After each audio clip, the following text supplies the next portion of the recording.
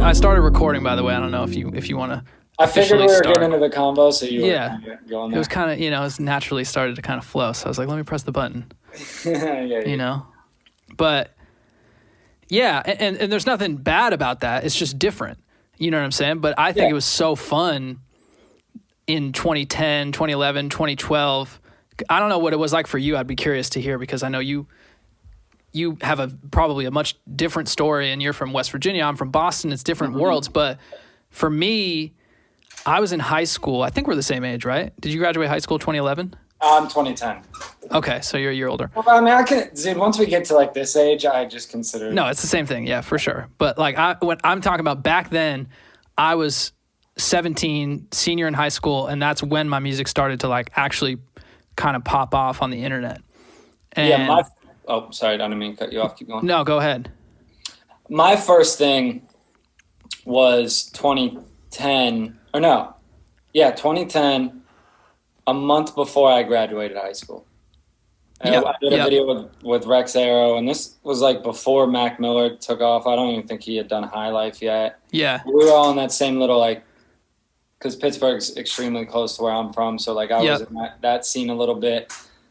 And yeah, dude, like over that summer between when I was a senior in high school and a freshman in college, it was just like already, at least locally, I was like already, everybody knew. Well, that's what was so cool is like you kind of built these like geographic pockets. Mm-hmm. And my whole thing was getting on Facebook, like my actual personal Facebook page, and just friend requesting all these people. And I started to like, I have like 5,000 friends on my like personal Facebook. Yeah, same. From that time period. It hit a limit. Yeah, it would hit a limit. And that was like the hustle, was to like friend people on Facebook from different parts, like either people in like surrounding towns. So I didn't these have little that pockets. With Facebook. I did that with MySpace. Yeah, that's crazy. Because I started making music probably when I was like a sophomore in high school, but like it was like shitty recorded on my computer. But I still thought it was working, so I would do that on MySpace because MySpace was still a thing. How'd you get into making music? I started rapping, I think, in like 8th grade.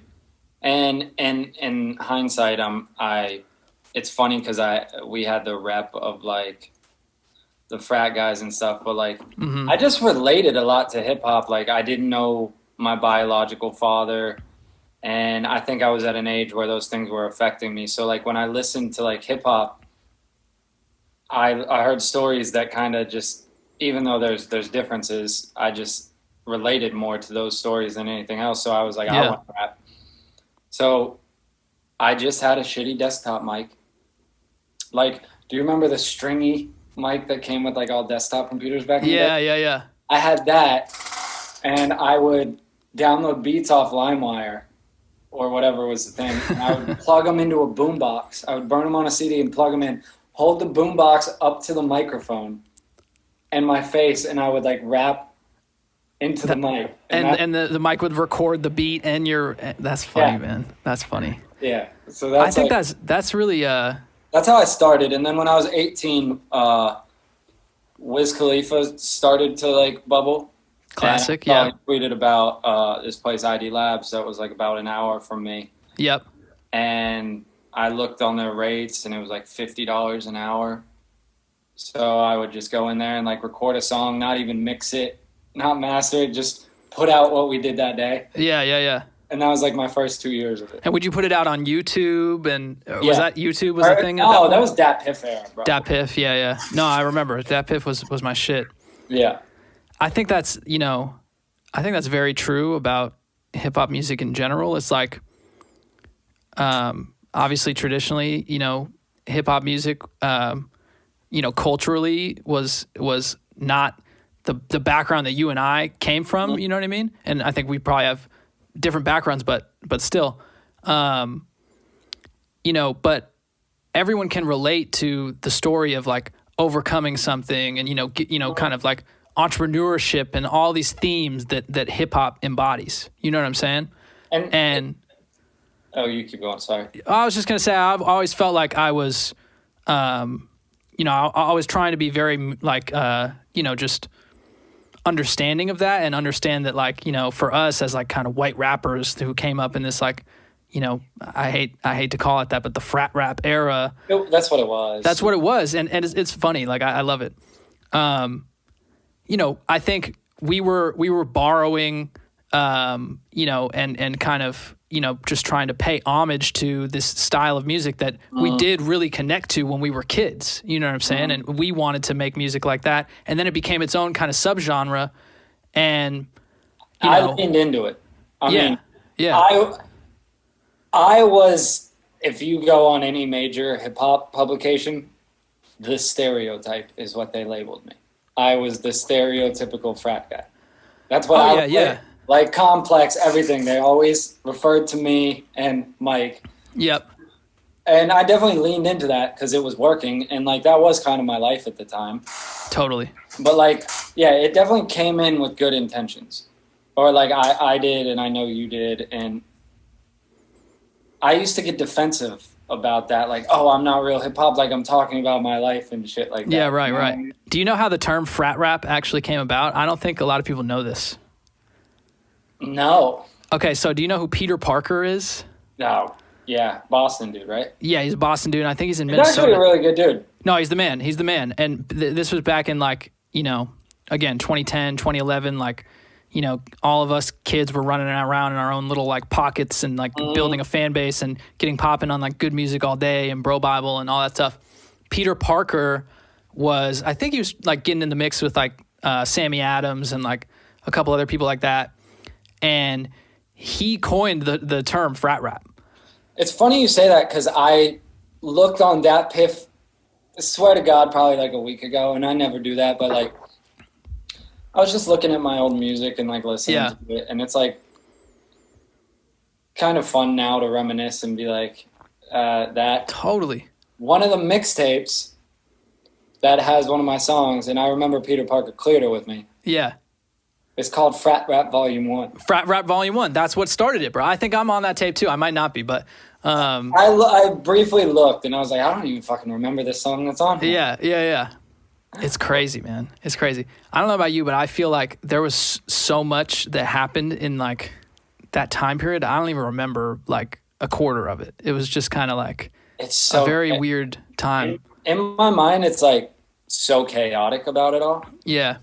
Well, one, I was trying to be a college kid at this while most of that was going on. Like when I think I started touring heavily my sophomore year of college.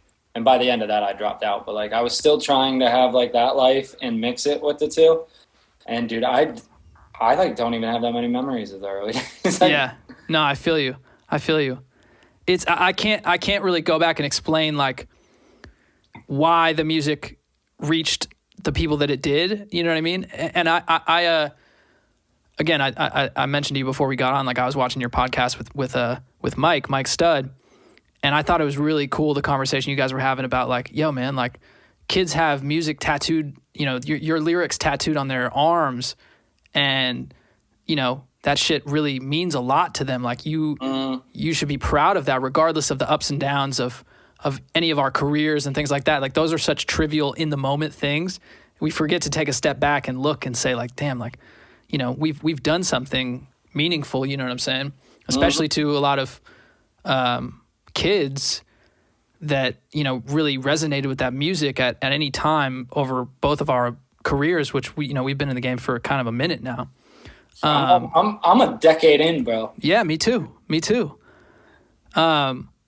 Yeah, but yeah, fun.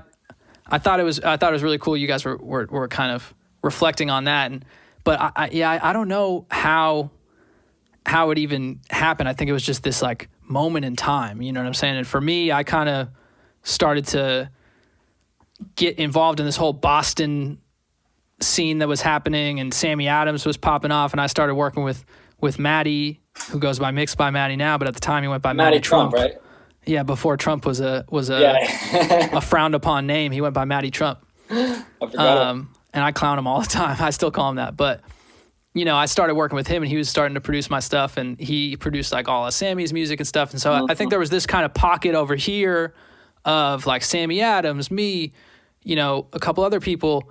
And then there was like, you know, and then you guys, you, Mike Stud, you know, OCD, Mac Miller, this whole Pittsburgh world. You know, it was just this like Northeast bubble of music that was really kind of just. Now, I never thought about the geography to it, but every act that was kind of like us was. Yeah, and I think Asher Roth was Philly. Right, and that's my point is that it's not like that anymore. It's not geographic anymore, and that's cool. And it's a completely different game, and it's a different hustle. And every generation has the new way that they have to figure out how to grow. Mm-hmm. But for us, it was very geographic, and it was about like doing shows in the New York, New Jersey, Massachusetts, Philadelphia area early on, and like I think. And again, I think all of us were very competitive with each other because we all wanted to be the one like white rapper that was, you know, like poppin'. I personally never was, but I felt like everybody hated me in that group, except for Mike, obviously. Yeah.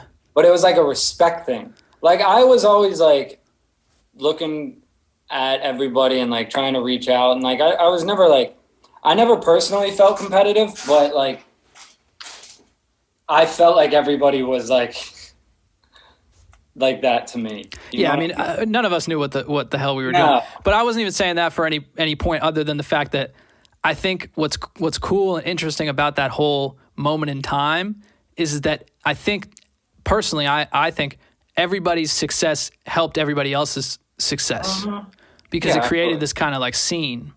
And then there was these blogs that were supporting it. You know what I mean? Yeah, absolutely. And so it's just so interesting to look back because I don't think there's a comparison to right now, you know? No, not at all. And it's funny in hindsight, like when I was in the moment, I didn't understand why it got the bad rep that it got. What was the bad rep? Because I don't even feel like I know a lot about that other than the fact that I do think that there was some unnecessary tension between the two of us at some point in our lives. I just remembered that. Yeah, I remember that too. And I have no idea why. I don't know if it was like a tweet. Oh my God. But then we went on tour together and became, you know, like best friends. Yeah, we were good. But like, holy shit. To go back to my point, the bad rep was just kind of like, it just wasn't taken seriously as hip hop or music. And like, even on the industry side, like anybody you talk to, talk down about it in a way. That's what I meant by that. Like, it wasn't necessarily respected music. Yeah, but I think to this day, people still kind of, you know, see it as a separate kind of thing over here. Mm-hmm. You know what I mean? Which is fine. And at the end of the day, like, I think what's cool about all these artists are all of them figured out how to make a living for themselves by just being connected with their fans. And I don't think the top, you know, kind of pop artists or other artists in different genres can say that in terms of like having such a real clear connection with your fan base. You know what I mean? Yeah, and like you can obviously say what you want about like the size of the fan base, but like, bro, I didn't put out shit for like 3 years as I was trying to like refigure my shit out. And there's still people who like genuinely will ride for it. You know? Totally. I mean? Like they'll show up the second I start like getting active again. No, I feel the same way. I mean, I've had a lot of ups and downs in terms of like my activity level. And I'm now coming back into a moment where I'm trying to be active and I'm launching this podcast. And this isn't going to be a music podcast. Like I want to talk about these stories with you because that was our life. You know what I mean? Yeah. But I'm going to talk about a lot of different stuff on this podcast, but I'm getting into this phase now of trying to be active again and like engaged. And I've always felt that like my people are there with me whenever I'm ready to kind of, you know, roll something out.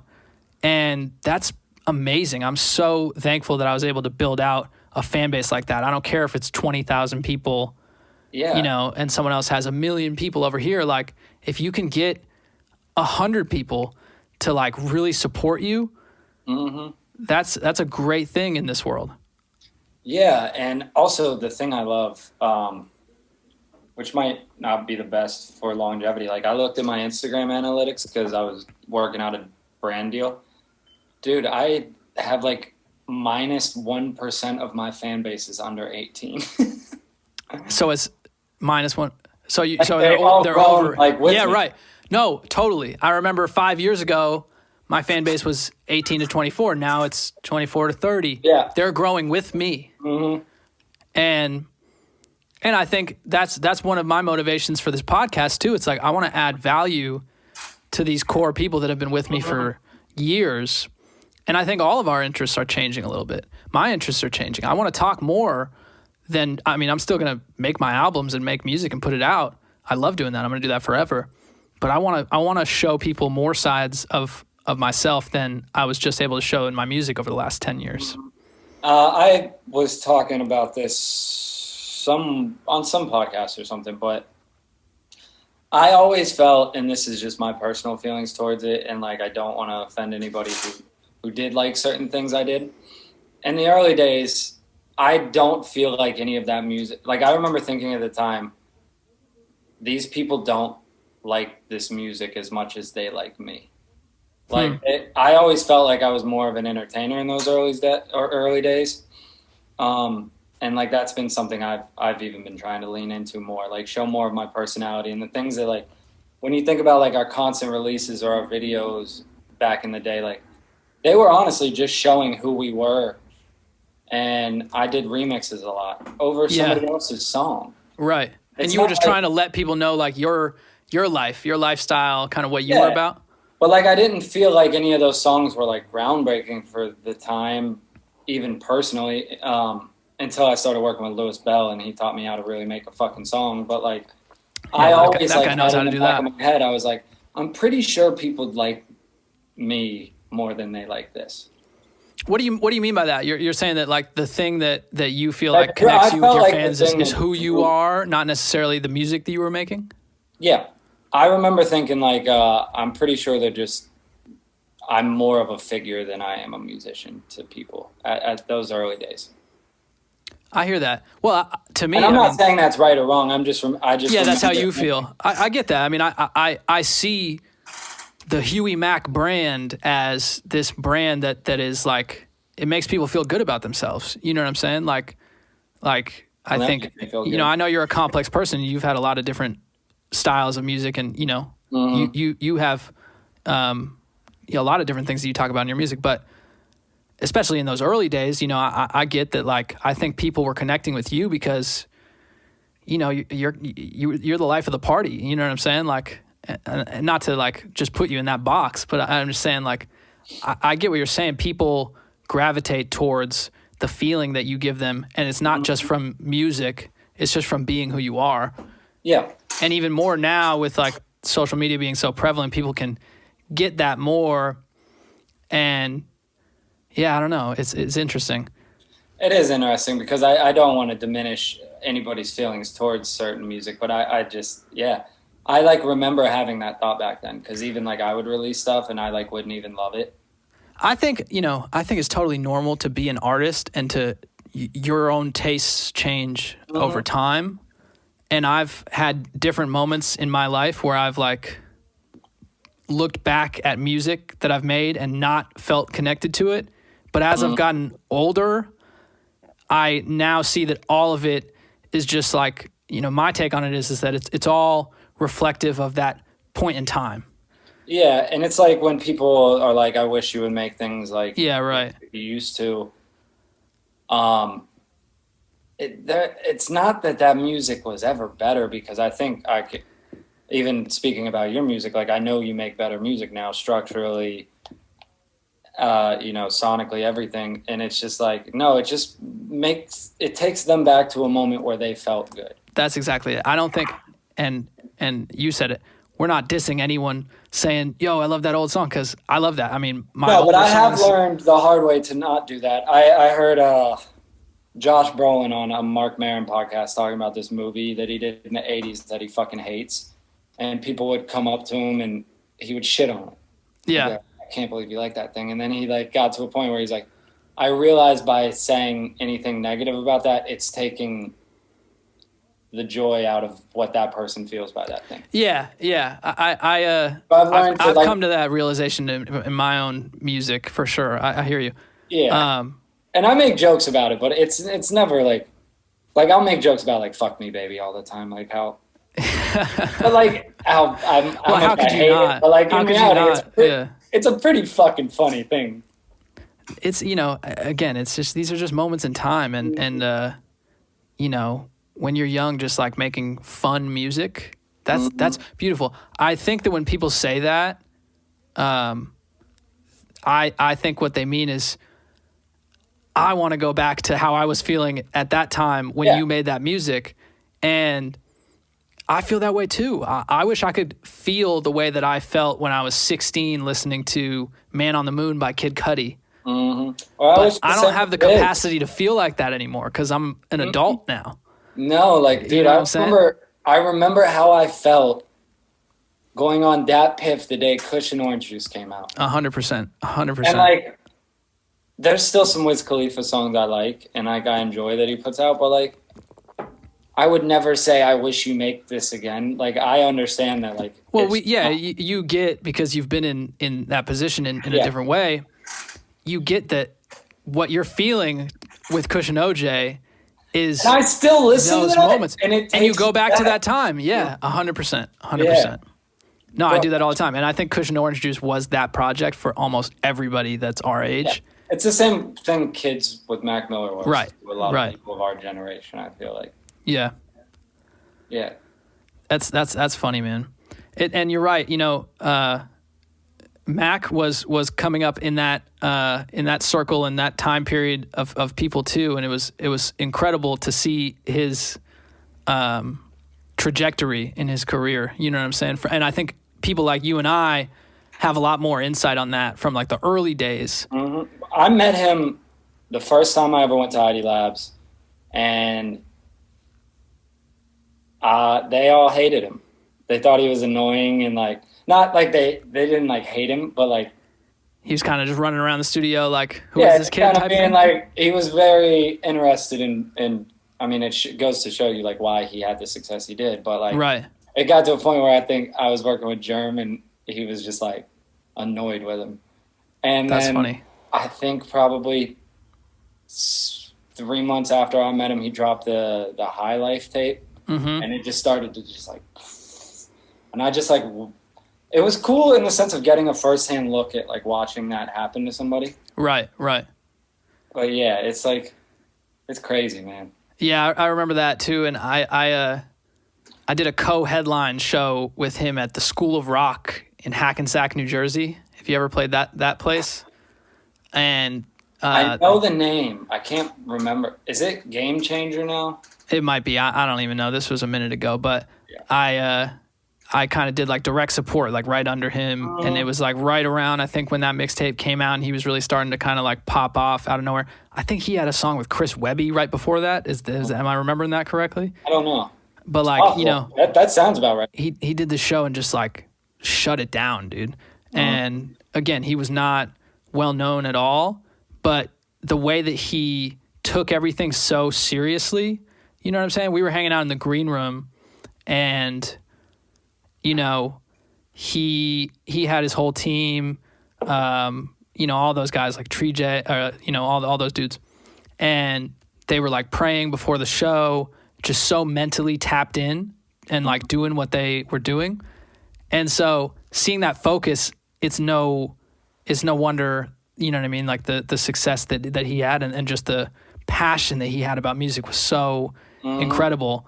Probably the second time I met him, probably like a month after we did this show in front of probably like 20 people in Pittsburgh.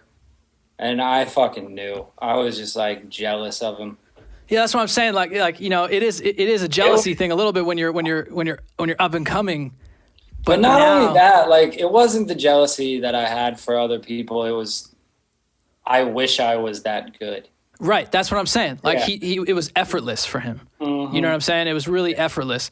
And I always thought about, and his team was great. Like, Q has always been like 100%. Even like, I just dropped a song and he hit me and he's like, bro, I relate to this so much. Like, even to this day, like, they'll still like, they're just like good dudes. 100%. No, that whole circle of people are awesome. And even Germ and all those dudes too, like super, super dope dudes.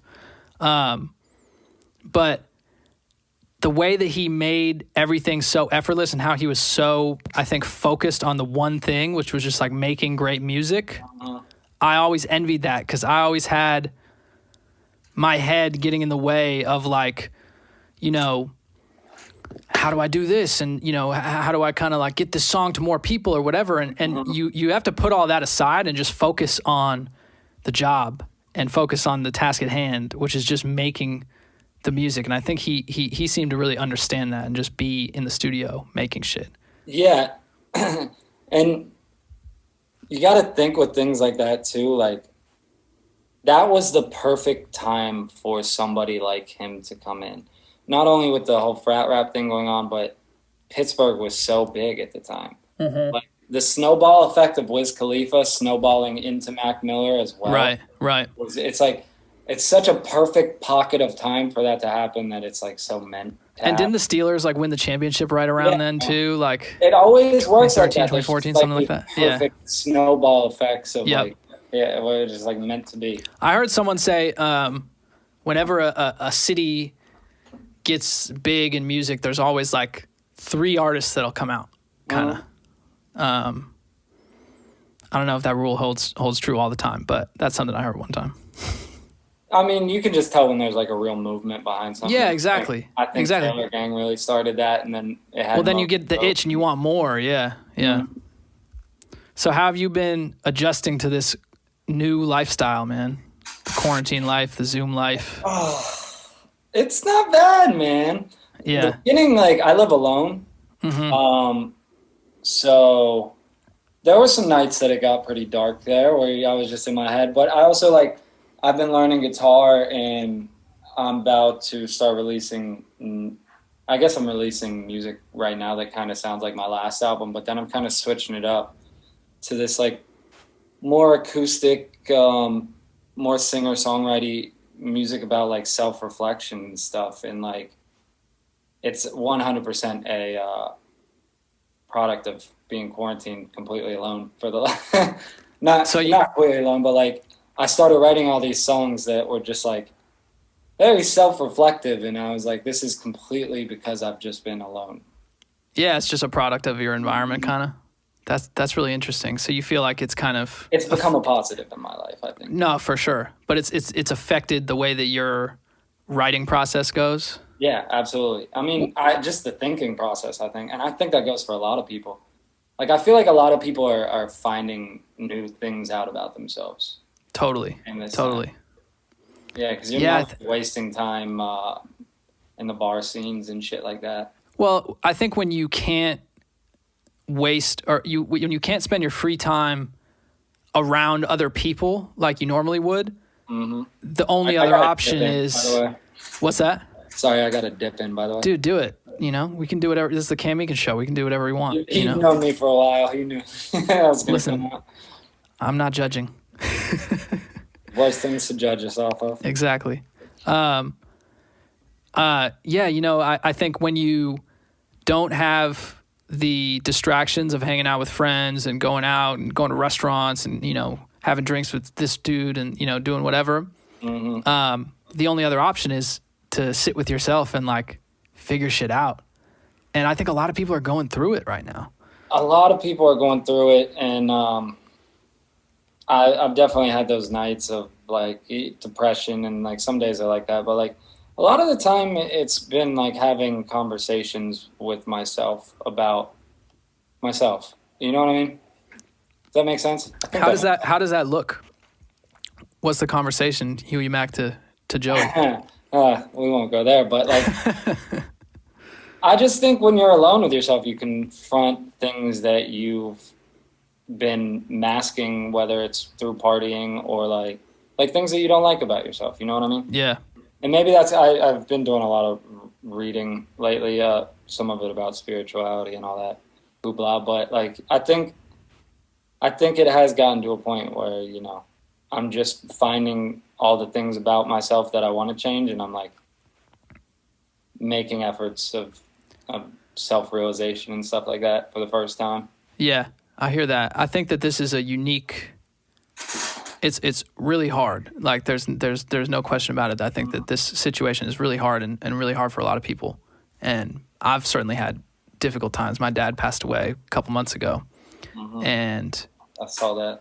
I think and anytime that's going to be incredibly hard. But then you put on top of it the isolation of this situation, and so you don't have a choice but to feel it and go through it. And there's so much time to think right now too. Yeah, and I think it's just you have to turn it into an opportunity. Because what else are you going to do? You know what I'm saying? Like you either win the fight or you lose the fight. You know what I mean? And so I've tried to figure out ways to turn it into an opportunity. I was reading about your dad. Yeah. Gee. He was a really. I'm glad that you brought that up because I was reading about it, like the politics and all that. I've been trying to do. I've never met your dad, have I? When we did shows, I don't know. Did we do a Boston show when we went on tour together? Yeah, we did Middle East. He may have been there, but his MO was to hit the show and then dip. He'd sit in the back and then just be out because he didn't like large crowds. Okay. So he'd be out. But I've been trying to do a podcast for like 5 years, and it's one of those things where you wish you would have started earlier, especially because obviously now like podcasts are the shit. Like everybody. I think because of quarantine too, like everybody's launching podcasts. But I've been wanting to do a podcast for like 4 or 5 years, and 3 years ago I actually like did it and recorded like 5 episodes, and then never ended up dropping it. It kind of like fizzled out, and then I was like working on a new album, and the timing just didn't feel right. But then when my dad passed a couple months ago, prior to that, I was just trying to survive this pandemic situation. And I'm a little bit more intense on the social distancing than like the average 20-something-year-old because, I think, like I had this whole thing with my spleen. And so my immune system was just a whole issue when I was a kid. So I've always been very aware of getting sick and not wanting to get sick. And then when the pandemic happened, I was very like just OCD about it. So I'm very careful. I keep it pretty low key and, mostly just like order my groceries and just me and my girl just kind of stay at home and watch movies and work. But, I was just kind of in this kind of just routine of just surviving. And then when my dad passed away, I had to go to Boston and do the whole thing with my family. And it made me think about his life and how much he accomplished when he was in his 20s. In politics in Alaska, and I'll tell a little bit of that story, but it inspired me to think like I gotta, you have one life, like you have to do the stuff that you set out to do, and I've been wanting to do this podcast, and I was like I gotta put this out and just figure it out, you know what I mean? And if I can't have people coming into the studio every single time right now, then I'll do it over Zoom, and eventually I'll get you in here and we'll do one in person when this shit's all over, but you just got to figure it out. And so that's really what inspired me to actually launch this is his passing. But he, well, I like that you turned a negative into a positive. Yeah. It just helps me get through it because otherwise you're just sitting there kind of feeling it. And I definitely did go through that for a little bit, just feeling the emotions. And that's the toughest part. But then on the other side of that, I think that's what's so interesting about grief or going through any tough situation, a breakup, whatever it is. On the other side, it can turn into a motivator, I think. I think for most people, bad situations eventually turn into a motivator, Always, bro. But yeah, I'll just say on my dad real quick, when he was in his 20s, he became a part of the Alaska state legislature. And, all this crazy stuff, this interstate, politics situation going on in Alaska, he ends up becoming the Speaker of the House in Alaska at something like 25 or 24 or something, the youngest person to ever do it. And, he had this kind of, what'd you say? That's crazy. It's crazy. He had this incredible political career in the state of Alaska for years in his 20s. And then, had this whole kind of like political scandal at the time that was happening where this guy tried to bribe him because there was a lot of like Alaska mob, oil money, sketchy shit going on back then. That's the funniest mob I've ever heard of, the Alaska mob. Apparently it was real. Yeah, and that was a time I think in the 70s where like, government was run a little bit differently than it is now. I mean, listen, stuff is definitely still very corrupt, but it's corrupt in different, probably more intense ways now. But back then it was kind of like, you scratch my back, I'll scratch yours. Here's a little bit of money. You got to vote this way type of situation. And my dad called that out. He was like, that's not how I operate. Like I'm just trying to do my job. And it became this huge scandal and this big thing. And, he had a death threat against him from this guy. And this, this politician ended up going to jail over it. And it was this whole crazy situation. And this was all before he was 30. You know what I'm saying? Mm-hmm. And so he ended up kind of like getting out of state politics in Alaska because of all the craziness of that and moved to Boston to go to school, to graduate school. There's no corruption in Boston. Yeah, right. I wish. But that's how he ended up in Boston and then kind of had a whole nother second life just working in the private sector and then had 5 kids, and a big family and provided for all of us and really was just an amazing, amazing dad. Always, just wanted me to pursue whatever I wanted to, whatever made me happy. And whether it was playing basketball and then doing music, if I was staying busy, he was supporting it. So yeah, he was really a big reason that I started this podcast.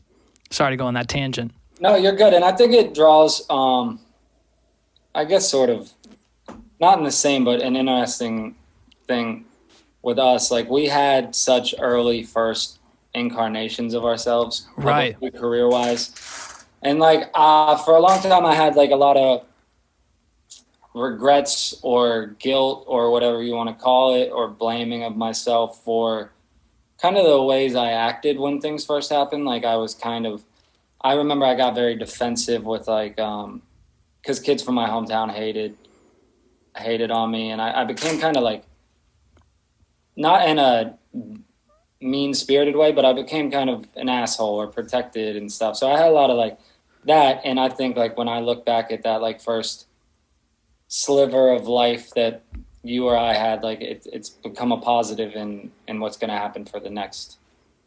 Dude, absolutely. I think when we were, when other kids were either going to college or, just barely starting to figure shit out after high school, we had created a real business that was really doing something, and we probably didn't really have a clue, you know what I'm saying, on how to run that stuff. What do you mean, like you kind of feel like you reacted in this type of way? Like what were you reacting to? Like you were getting kind of like hometown hate from people seeing that you were kind of doing something and they weren't? Yeah, I mean, I remember like I got to a point where I was like, in my hometown, I was basically like every single person knew who I was. And like, I remember like the kids in my high school that I thought I was friends with would like publicly tweet about me and stuff. And it just like made me very negative and very defensive. And then that kind of translated into like, kind of just the way I acted in general. Like I would say, if like somebody even said anything negative to me, I would try to one up it by saying like the worst possible thing I could, or like I became very like just a defense mechanism. Yeah, when you look back at the psychology of it, like sure, that's exactly what was happening, but like that started to translate into like when I'm touring, like if somebody would do something I felt was disrespectful or whatever, I would become very mean, and then like I would see things on the internet about me being mean or an asshole, and like it weighed on me a lot.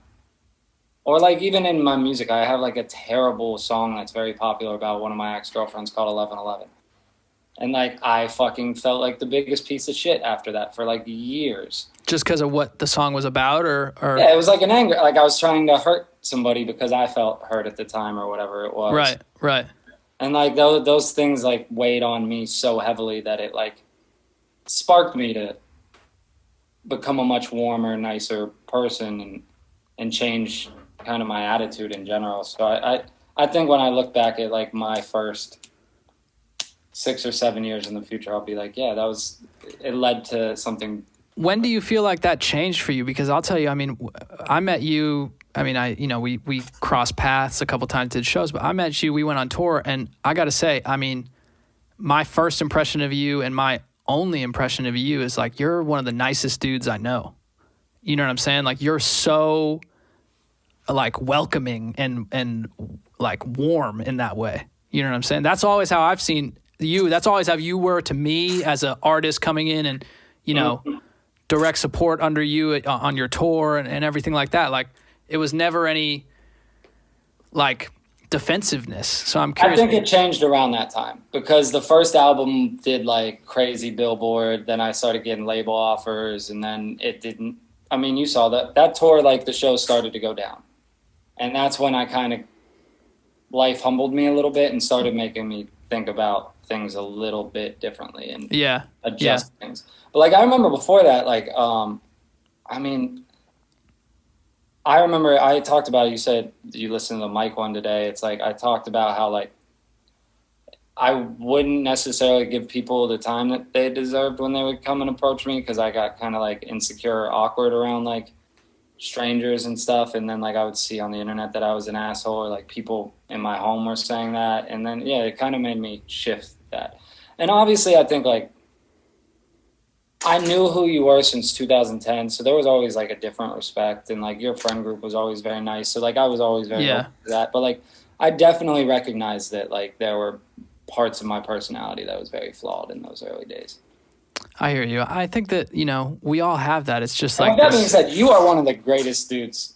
Like you're one of the nicest kids ever. Oh, thank you, bro. I was fishing for that compliment, so I appreciate you. No, I mean like we should go back to the confrontation. Oh yeah, what we never talked about that. I don't really know what the story is there, so maybe I forgot what happened, and then one day on that tour, it got brought up, and I was like, "Holy shit!" You tweeted making fun of college rappers, and you said, "I'm gonna make an album called Freshman 15 or something." Oh yeah, and I had just done that. That's what it was, dude. I had no idea that existed, and that was really me coming up with what I thought was a good idea. And I was like, I remember I tweeted at you, and I came at you. You were like, "Fuck you, bro," or whatever it might have been. Probably. But it wasn't that clever, probably. Whatever. Right. But I was definitely like, "Oh, real fucking." Yo, that's so funny. That's exactly what it was. I think I was going through, talk about kind of the stuff that you were just talking about. I had a really tough time, I think, mentally, like coming around to the idea of like what my career was and like who I was as an artist. And I was trying so many kind of different, styles and things. I was kind of throwing stuff at the wall and seeing what would stick, because that's kind of who I am musically and who I am personally. I have a really broad range of interests and styles and different things just in my life in general. Like I'm, I don't know. I just like a lot of different stuff. And I go through like phases of like things that I'm interested in and, type of books that I'm reading or whatever. Mm-hmm. And so when I was like, young around that time, I was just really trying to not be frat rap. You know what I'm saying? Like I was trying to be like Odd Future, Earl Sweatshirt, cool, artistic type of shit. And I just genuinely was like trying to be like that. I liked making music like that, but I was really trying to compensate for the fact that I was, who I was, a white kid from the suburbs making hip hop music, and people would put you in that lane. And I was really uncomfortable with that and trying to prove myself.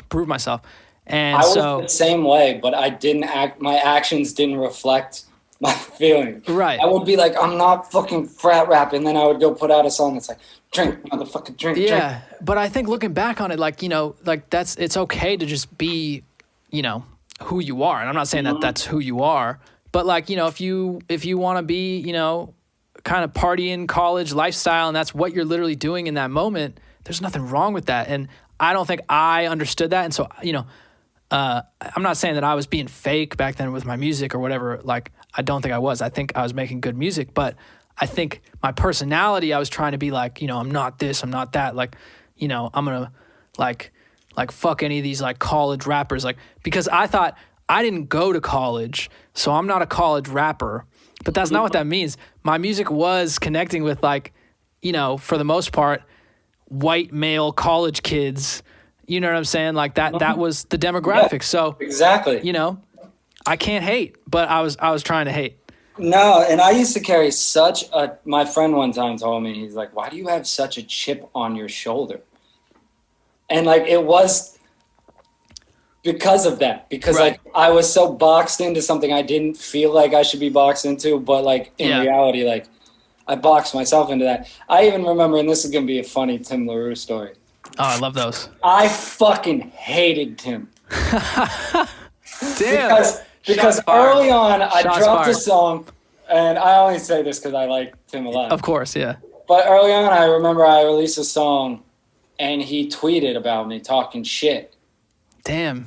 We were all taking shots. The Lamp City crew was going after you. I remember I saw it, and I was like, fuck this Tim LaRue dude. And then I remember I met him playing basketball with you many years later. Yeah. And I loved him. And I was like, this dude's great. But like, at the beginning, like I held any negative comment about me, I fucking held it against that person. Like I was to prove people that I wasn't that thing.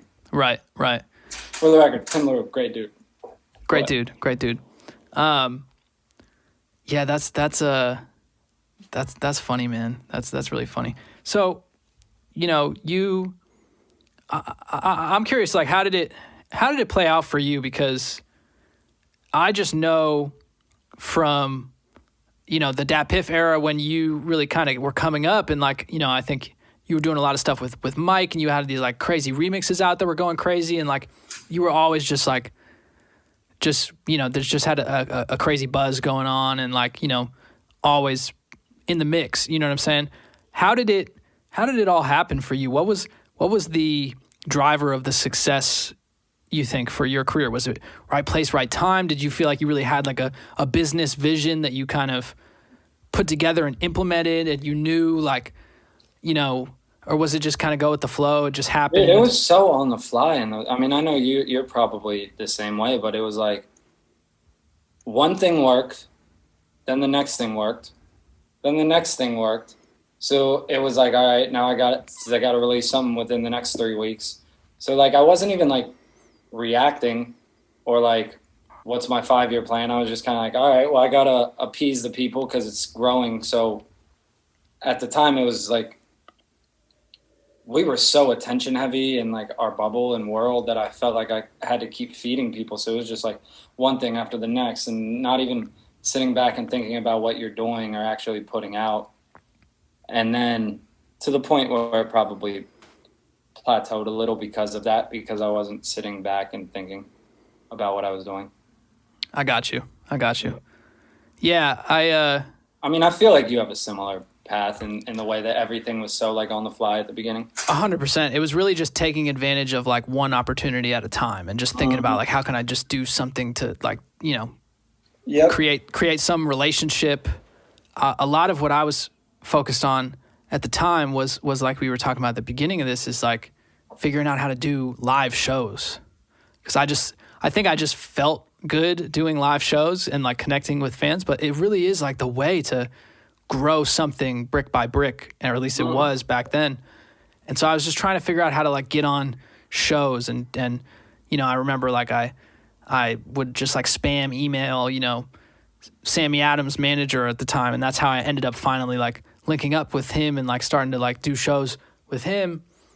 And then, YouTube ended up being this crazy just platform for stuff to take off. And I know you said you did videos with like Rex Arrow, and that was the thing to do back then. It was like, if you had a video with Rex Arrow, which not a lot of people did, it was like you, Mac, OCD. Bro, and it's like, crazy because they were like, it is right place, right time when you think like, I think we did like 4 videos and they all cost me like $250 a video. Yeah, exactly. And that's that similar situation. Like I didn't work with them, but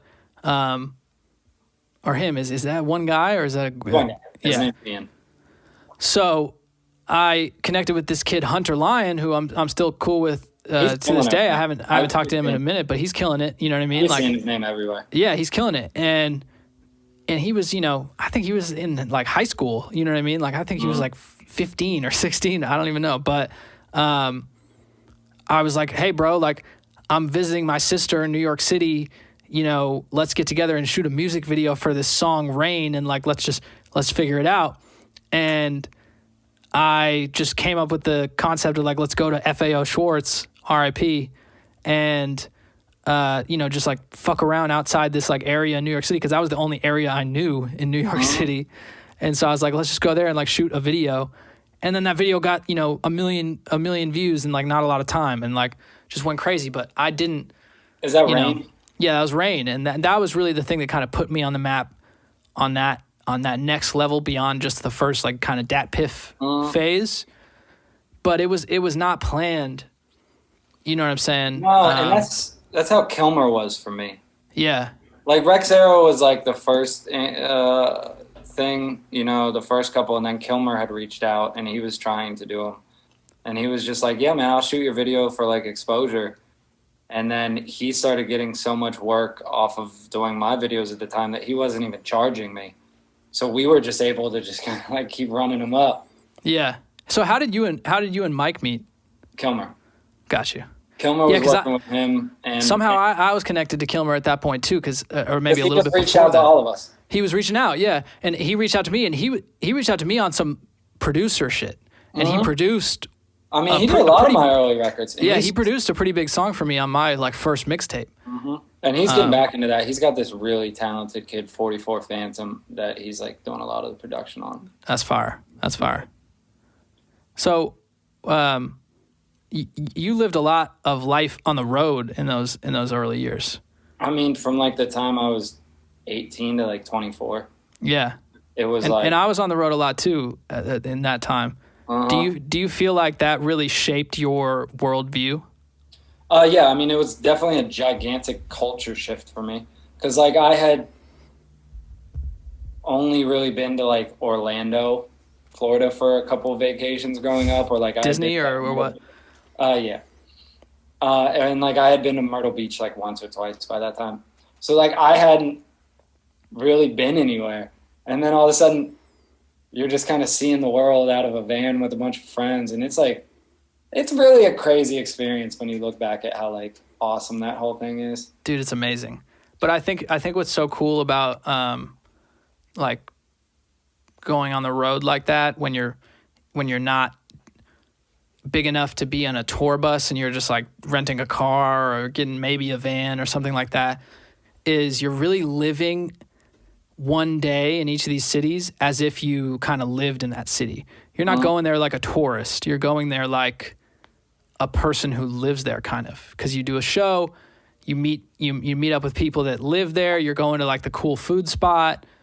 You're experiencing what it's like to live in, Dallas for one night. You know what I'm saying? And then you're going to, Colorado and doing it there. You're not. It's not a vacation. It's not a tourism shit. No, and like you actually oddly feels familiar to you because people know you. Yeah, right. They're welcoming. They're welcoming you into the city. Even like when you go to nightclubs, like they're trying to help you get in. So you don't feel like a stranger anywhere you go. Right. I also feel like my greatest life experiences have been taught through doing stuff like that, like responsibility. Like, you got 5 guys that are all living on your dime, kind of, and you got to make sure that you're like, it's a leadership role. Yeah, you got to make sure you're financially sound enough to pay everybody what they got to be paid, and like things like that. And like it definitely teaches you a lot about responsibility. Yeah, you have to kind of figure out like the P&L for the first time and like make sure you're actually making some money. There were a lot more L's than P's in the beginning. It's all about figuring out that balance of the P's and the L's. Yeah, and like even you were talking earlier about like you just wanted to do live shows. Well, then you get into this position where it's kind of getting bigger, and now it's like you got to do a live show, and you're not just rapping on a wired microphone anymore. You know, like you got to set up lightings and like stage things, and it's just it's really fun to watch that grow. Yeah, I've always kind of pointed out that I think a lot of my personality as an adult was shaped by my experiences, like going out and seeing 48 of the 50 states, pretty much. I think I've been to every state except Alabama and Mississippi and Louisiana, so 47 states. I think the only show I've never played, or the only state I've never played in is, aside from Alaska and Hawaii, would be Montana. Dude, have you been to Alaska or Hawaii? No, I haven't. Go to both, and let me know when you go to Alaska. I'll get you tapped in with the mob up there. I love that. We should talk about how we toured together. Dude, what do you want to talk about? That was a great time. I don't know. We were just talking about touring, and it just made I know. When we became friends. I got this tattoo on that tour. I remember that. Yeah, I remember that. You got that in a hotel room, right? Yeah. Is that like what was that, like a turtle or something? What is that shit? It says HM. Oh, right. I remember I was like... Isn't that cool kind of like graffiti font, right? It's Harry Potter font, actually. Oh, okay. We were really drunk because we got the giant bottles from Canada. Remember those? Yeah. Remember that giant fucking JMO bottle? That's right. Yeah, we did do a show in Toronto, right? Yeah. Man, that was fun. That was really fun. I think that was probably one of the best times of my life, being on the road. And I've been on the road a lot. I've toured with Swayze, done my own tours, as you know. Like, I've been on the road a lot in the last 6-7 years. But I think the tour that we did was very like family. You know what I'm saying? Like it really felt like we were all kind of this big group of friends. We all had like, our own vans or cars that we were driving in, but we would all come together at the shows. And I think that's what's so, what people might want to like hear about, like what is it like to do a kind of mid-level, like, tour like that is like, you really, it's like a social experiment. There's no rules. There's no rules. You got like a headliner, the direct support person, and then the one or two other people that are also coming on that are like kind of on the ticket under the other people, and so that's like 3 or 4, let's call it 4 groups and like teams that are coming together, and you guys are going to go to 30 states in 40 days. You know what I'm saying? And you're going to just live together, hotels, just kind of blood, sweat, and tears type of situation. You're going to have the funniest stories with these people that you're just meeting. And you don't really know each other, but then you really do feel like you really know each other. You really do. Like, I feel like you're one of my brothers because I feel like I know you so well after doing that. And I've never been unfortunate enough to be on one of the tours where the headliner is a dickhead. Yeah. I really haven't done a lot of opening tour. I've toured with Mike and Sammy, really, but like, I always hear horror stories about the headliner was very strict about what the openers did. I never had that experience. Yeah, I've seen that a couple times on some kind of one-off spot date type of situations, and it's just so funny how that happens. But then it's like you get a situation like, because I opened for Mike a few years ago, and again, just like the night, just a show. It was like 10 shows or something like that, maybe even more, and just the nicest dude in the world, bro. Like coolest dude. Like, and this was after he was kind of like popping. You know what I'm saying? Like these shows. Is this like these days era? Yeah, that was like the tour for that song. I feel like, and that shit was crazy. We're talking like 1,000 people every night. And, he's tour bus living like, just crazy. And he's letting all of us, me and my whole team on the tour bus every single night. Like, he didn't have to do that.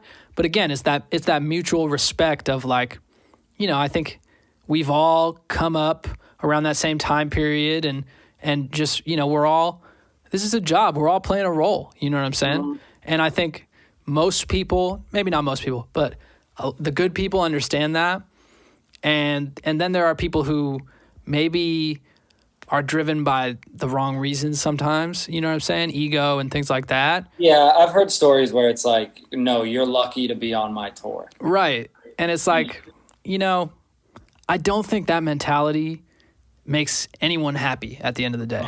Like even the person that's doing it. You know what I'm saying? Yeah, and it's funny that we have so much experience going back and looking at it. And even I said at the beginning of this, I was like, I don't think me and you were the nicest to each other the first time we met in Connecticut. Yep. I don't remember not being friendly. Was that, what was that, Blizzard in the Burbs? Was that me, you, and Tayyip Ali? Yeah, that was what it was. I don't think it was like a negative experience between the two of us, but I don't think we were that warm or welcoming to each other. I think it was on some like I was over here, you were over here, and we just kind of didn't really talk to each other type shit. Yeah. And, you know, I don't know. I don't know. But like I was 18 and you probably were 18, 19 too. Yeah. Like, you know, I think mentally I just wasn't there. I didn't really know what was going on. Yeah, that's probably true. It's like, yeah. I saw that with a lot of people early and then everybody became friends later. Yeah. Like standoffishness. Maybe we were maybe I was a little competitive, actually. I don't know if it's, yeah, I mean, it's a good point because I called it competition earlier, but I don't know if it's competitiveness or if it's just like nervousness, you know what I'm saying? It definitely or could have been. Like I remember trying to be cool. I think there was so much trying to be cool back then. I remember I was dating a girl in Baltimore, and I went to see Somo at this venue there called Soundstage because Chad Fellers was his lighting guy. And somebody came up to me at the concert and they're like, hey. And I started talking to him and they're like, I met you at your show here. It's like, you're adjusting a lot better than this now.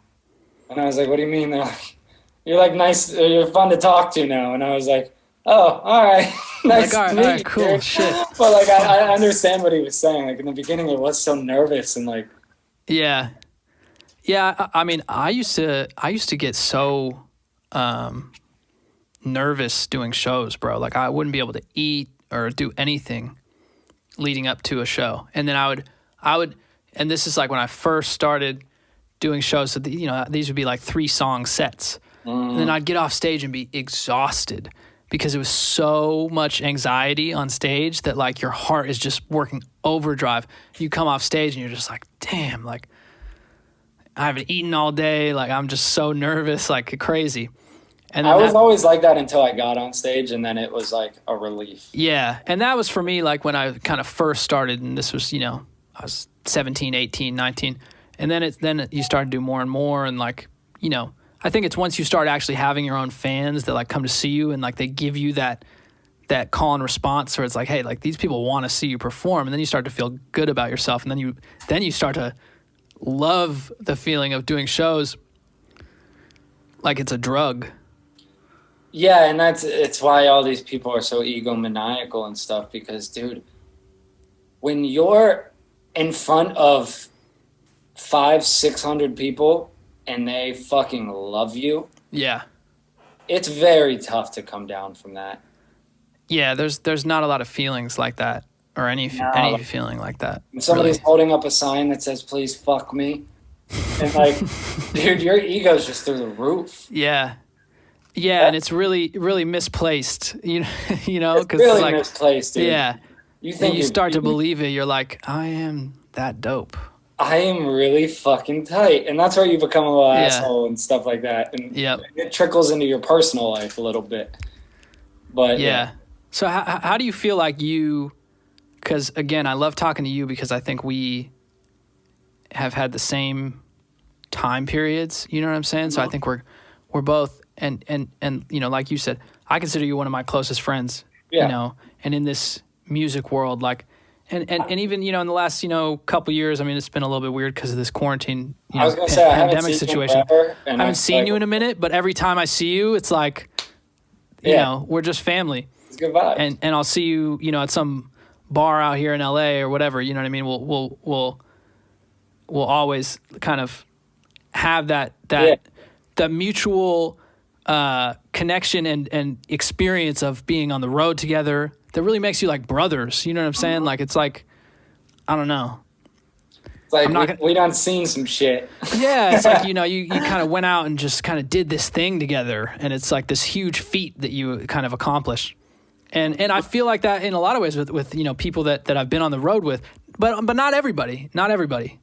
I can't think of any that like I don't really talk to Sammy that much. We did a tour together, but like yeah. If I saw him, like, we would be like that. Yeah, exactly. Sammy, like, I feel... He lives in New York, so that doesn't really make sense. Right. I'm not as close with Mike, but I see Mike as this, like, older brother dude who, like, really hooked it up and, like, put me on that tour and was like, I'm just so grateful. And I think anytime I've been, around him, it's always just family shit because we had those experiences. And I know you're a lot closer with him than I am, but I've always felt like, again, just super fucking... real dude. Yeah. I don't even know where I can't even remember where I was going. Most people are like yeah. Maybe it's just the ones I've been lucky enough to surround myself with, but like I feel like I love most of the musician friends that I have. Yeah. Oh yeah. So I remember where I was going with this. So, you and I, we've kind of progressed through this life into our later 20s, our adulthood. And I'm curious to you, like, how are you looking at your career right now as a creative? Like, are you focused on the music? Are you looking at other things? Do you have other aspirations creatively, entertainment world-wise? Like, because personally, I struggle with thinking about so many different things all the time. And so that's what it's a unique opportunity to have a conversation with someone who's in a similar position, and I want to see how you feel. Right now, and music makes me really excited again. I definitely had some years where I was just like, just running on familiarity, where I was just not really trying anything new or trying just to learn making more. Music, putting it out, like, whatever. Yeah, same old shit. And now I'm learning a lot about music. Like, my next album is just like a lot different, and like I've had the benefit where I'm kind of doing a deal-ish kind of situation with it, and it's like just returning to like a fun thing for me. Like, I got a song, the first single that's going to be on my album, where I'm like composing it. Like I'm like getting a trumpet arrangement and a string arrangement, and like I'm working with the West Virginia University choir, and like we're writing the music, and it's like become such a fun experience for me again. But with that being said, like I don't want to put everything I have into music all the time, because then I feel like the music suffers. So like I've been talking about podcasts just like you're doing. My buddy owns a network, and we're like ironing out details for it to happen, but that's also not my priority. And like my buddy is a television writer, and we're working on a film that we're trying to sell called Townie Night. So that's been taking an amount of time from me that I'm happy about. Mm-hmm. But like for the most part, yeah, it is leaning into entertainment things.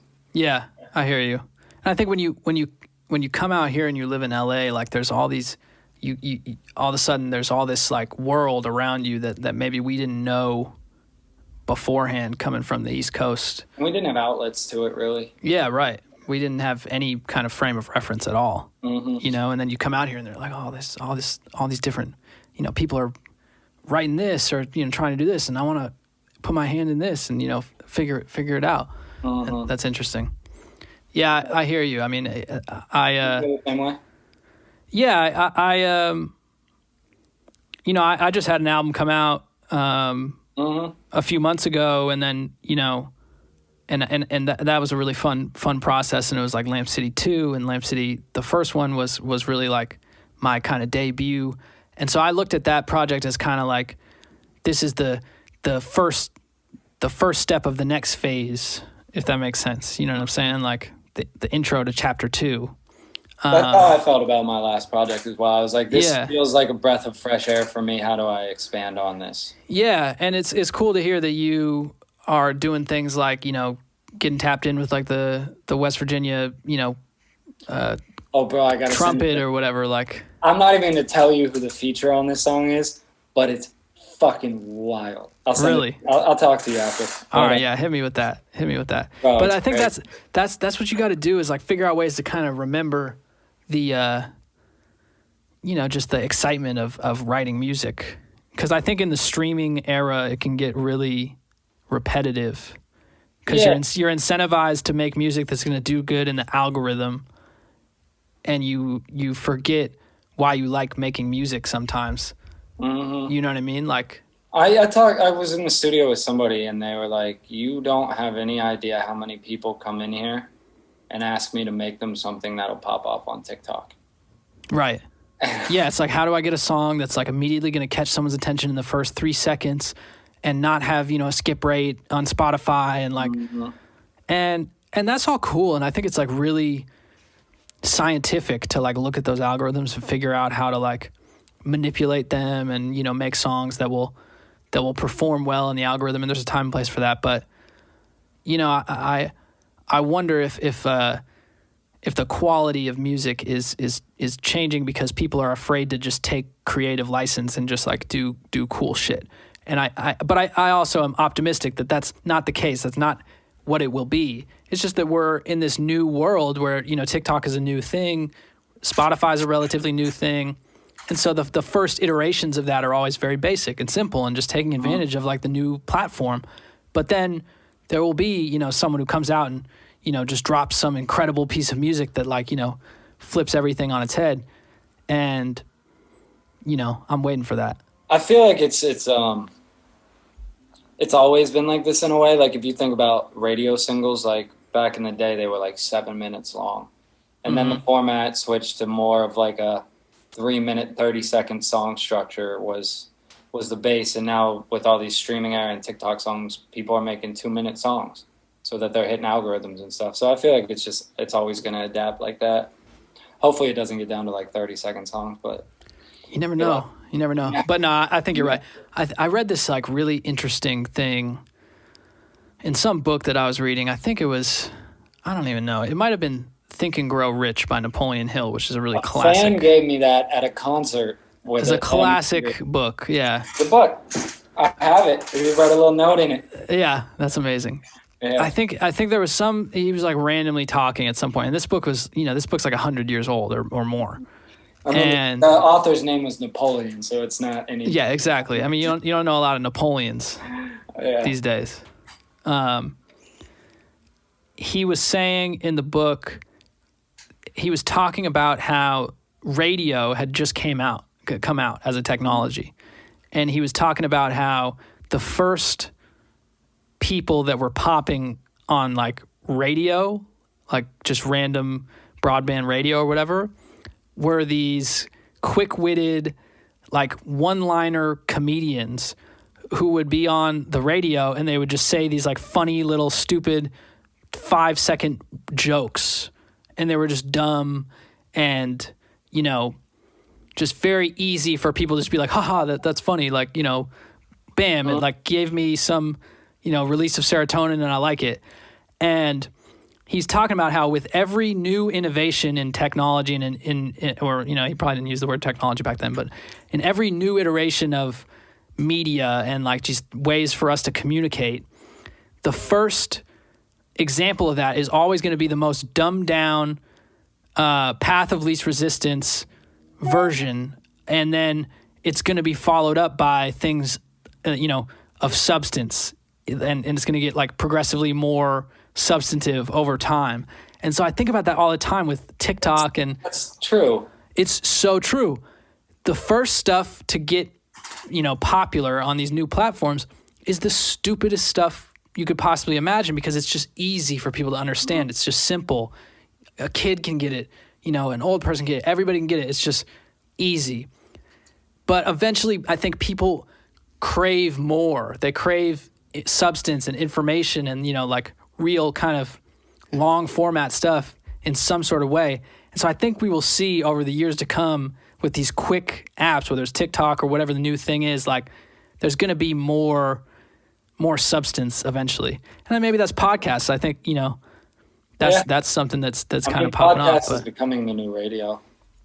Yeah, totally. But I thought that was so interesting because there's so many parallels to today.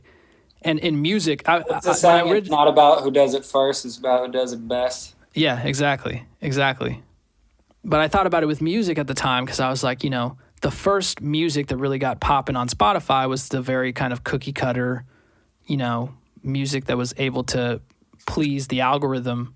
I mean, they signed one of the biggest pop acts in the world that's completely Spotify type music. Yeah, no, it's interesting. So I always try and think about that whenever we think about like what's going on in our world. We tend to think that we're so important and this is like the first time that something like this has happened. But if you actually look back in history, like these themes happen over and over again. They're just different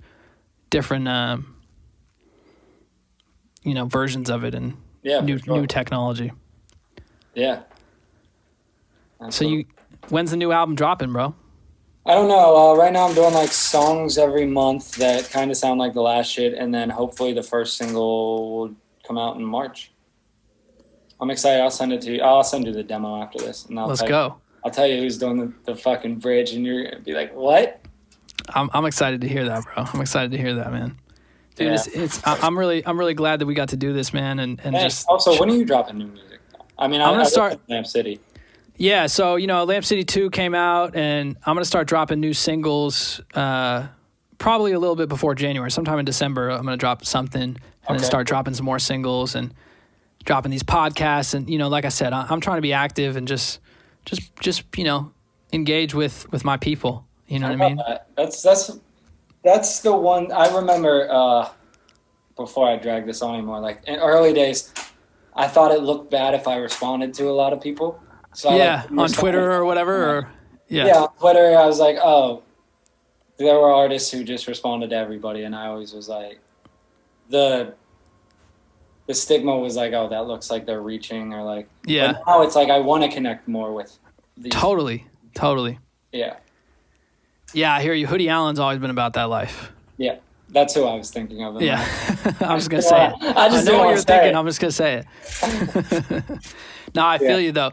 I think that goes back to like the young kind of ego aspect of it or whatever. Like you think like, oh, like I have to be, and again, like, I thought you and Mike had a really good conversation about that too. It's like the world has just changed because everybody pretty much knows like you can get called out on your bullshit. You know what I'm saying? Like if you're trying to be a way that you're not, you know what I mean? It's just so like transparent these days, and I think it relates to the conversation that you and Mike were having, which is like, this idea that to be an artist or to be, someone who's got some sort of kind of following, or even, some celebrity or something like that you have to be this like mysterious kind of, kind of brand or whatever, like that doesn't really work anymore. It can if you really, really, really like want that to be the case, you know what I mean? But if you're like a superstar, in a perfect world, I would like to make music and people love it and them not know who I am. But like, right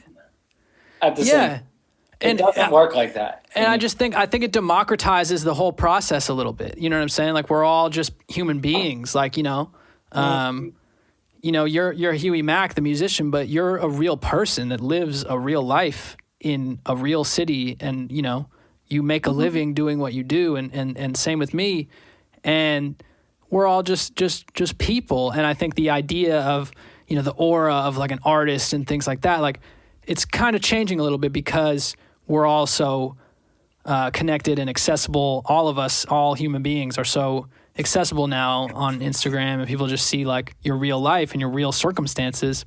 And there's nothing wrong with that. It's a beautiful thing. We should all be more real about that. And I feel like that's what you and Mike were kind of talking about. Mm-hmm. About being open about the fact, like, yeah, like, record labels do fuck over artists, and, $1 million deal doesn't mean $1 million in your pocket, and all these things that you used to think was the case when we were kids. You know what I mean?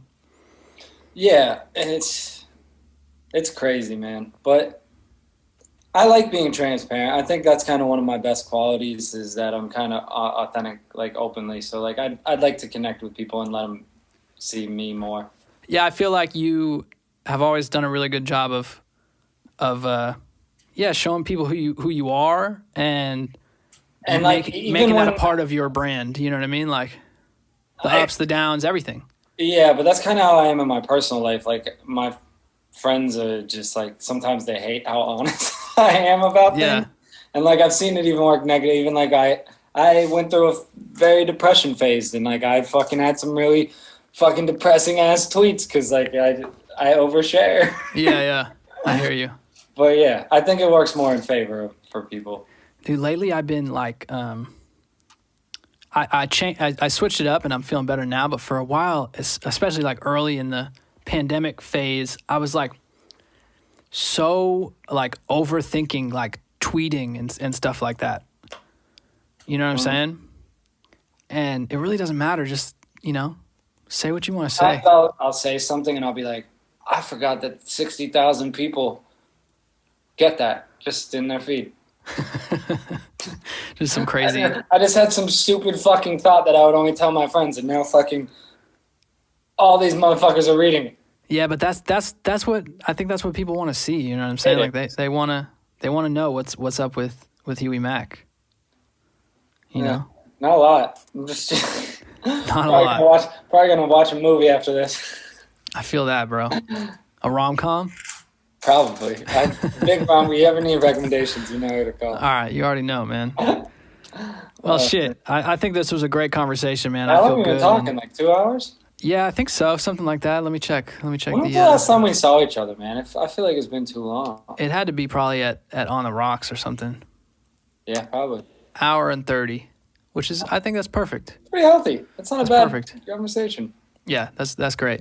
But yeah, I think the last time we saw each other was out and about in the city of Angels. Yeah, I can't. Was it maybe one of your birthdays? Wild, crazy kids.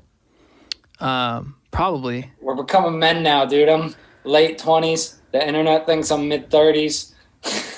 Yeah, facts. The internet be saying some crazy stuff, you know. Yeah. But it is what it is. How are you adjusting to the late 20s, bro? I love it. Yeah, me too. I feel like I've got a grip on myself. I feel like I have a life. Like I talked about this before, but like it's the first time I feel like in tune with who I actually am rather than traveling. You just feel confident being you? Yeah, not even that, but like I just feel, I wouldn't say domesticated because all my girlfriends say I'm like the least domesticated one, but not like my friends that are girls are like, you are not domesticated, but like I feel domesticated and like settled and like. Well, compared to maybe what your early 20s were like, you know, I hear you on that. Yeah. Right. Yeah. I feel like I have a genuine life and like a little LA fam. Yeah. All that good stuff. I hear that.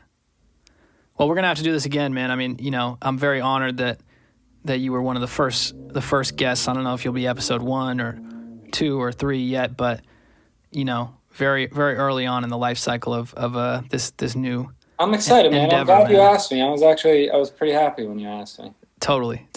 Like I said, I wanted to, you know, I'm gonna do a lot of different stuff on this show. I want to have a lot of different conversations, but with whoever I'm talking to, I want to talk to them about like what's relevant to the two of us. You know, whether we have some connection or experience together, or if I'm talking to someone who's an expert in something that I don't even know them, but we can just talk. Like that's what I'm trying to kind of build out with this shit. But I thought it was very fitting to have this type of conversation with you, because I think this is a lot of like explaining, like, you know, between our conversations, you know, and our mutual kind of careers here, it tells the story of you know, like the way that I kind of came up in this game, and you too. It was very similar experiences, and you know, it was a good time. Yeah, man, it was a good time, and hopefully we get to do this when we're 38 too. Have this conversation, not have careers. We'll do it, man. We'll do it. We'll be celebrating the 10-year anniversary of the Cam Meekins Show. Yeah, you'll be 37, and I'll be 38 in 10 years. Oh, jeez. Crazy. Oh, man, good times. You know. Yeah. You know what it is. Well, I hope we can also get a beer or something sometime soon. We'll definitely do that, and like I said, it's not going to be Zooms forever. We'll have in person. Yeah, for sure. And we'll do it right. You know, we'll have the whole vibe set in here. Yeah, for sure. So we'll make it happen. Huey Mack, New album on the way, maybe in March. I love you, Cameron. I love you, bro. All right, later, broski. All right. Peace.